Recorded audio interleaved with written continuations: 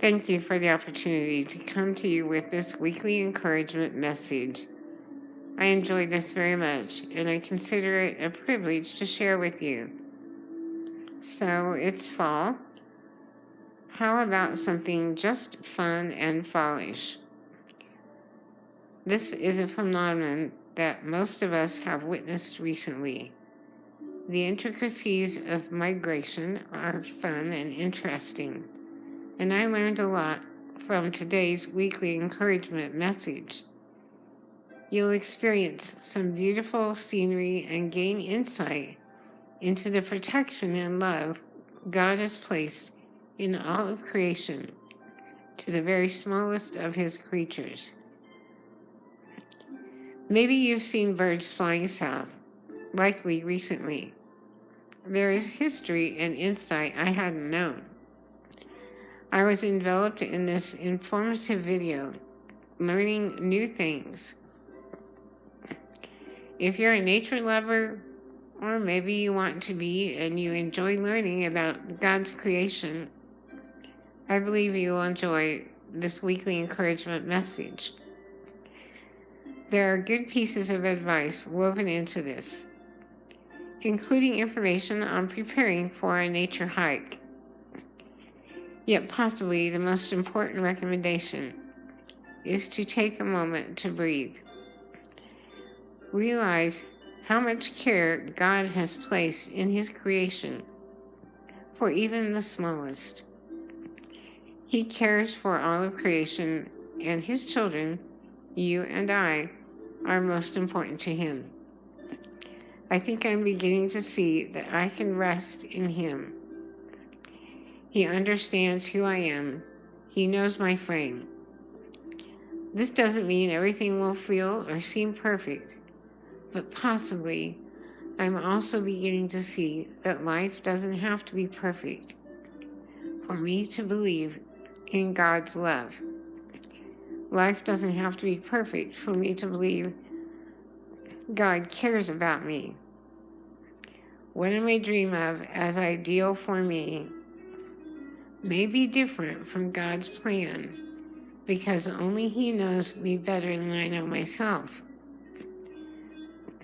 Experiencing this fun, fallish weekly encouragement message is like a breath of fresh air. Literally, you're going to experience the sights of the best air.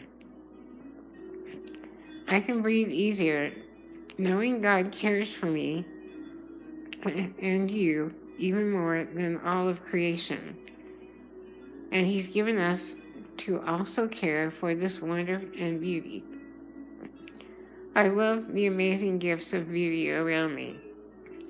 Like the precious little fawns God has supernaturally gifted to some of my sisters as they enjoy watching them grow, even giving some of these special visitors names. Please know I understand we don't always look at our lives with these rose-colored glasses. I feel angry too about discrepancies in our lives and things that are unfair. I spoke last week about how God gives a fight into the hearts of children to counter this sometimes harsh world. Even in nature, there's a fighting. I suppose I might consider that fighting is evidence of caring. Things are unfair, but even this doesn't negate God's care for you and me. We take everything we have, everything we've been handed in life, and juxtapose this with God's love and care. We may have felt abandoned, but we never really were. The fact is, we've always lived in a fallen world. The things wrong aren't evidence God isn't real, or that God doesn't care. He created this world for the purpose of redemption, and any place we've fallen from, or any place we've experienced trauma and pain in, he redeems us to full standing with him. This is specifically where we rest. No matter how hard or how far the fall is in our lives, I can see in all of creation that He cares to every depth in our lives. If we can see God cares for creation, we can rest in His care for us. Even though our lives haven't been perfect, even though we've experienced a lot of pain.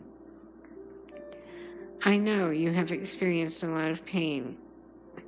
I'm very sad and sorry for this. I also have a great deal of respect for how you have strength to overcome and live a life of care and compassion for others.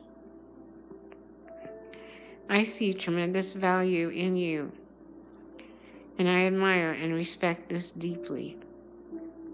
None of our lives have been perfect. This is true on every plane of this earth, even in the lives of God's incredible creatures. But this isn't evidence that God doesn't care. He's built it into the creatures you will see in this special weekly encouragement message.